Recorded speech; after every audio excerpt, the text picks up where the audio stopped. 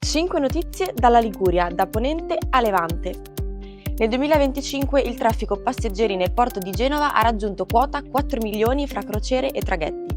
In particolare, rispetto al 2024, le crociere hanno registrato un aumento del 6,47% con 1.630.593 crocieristi. Sarzana si candida a Capitale Italiana della Cultura 2028 con una proposta condivisa, pronta a essere attuata e basata sulla convinzione che la cultura rappresenti uno dei principali strumenti di sviluppo, coesione e futuro per il Paese. Entro il 20 gennaio verranno individuate le 10 città finaliste tra le 23 candidate.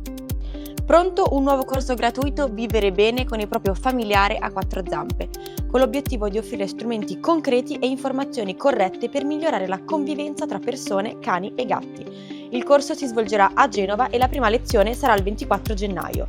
Iscrizioni sul sito www.consumatoriliguria.it. Incontro in regione con una delegazione dell'agenzia neozelandese arrivata a Genova per conoscere da vicino il percorso di ricostruzione dopo il crollo del Ponte Morandi. Sono state approfondite le sfide ingegneristiche e logistiche affrontate dalla demolizione della vecchia infrastruttura fino alla realizzazione del nuovo ponte San Giorgio.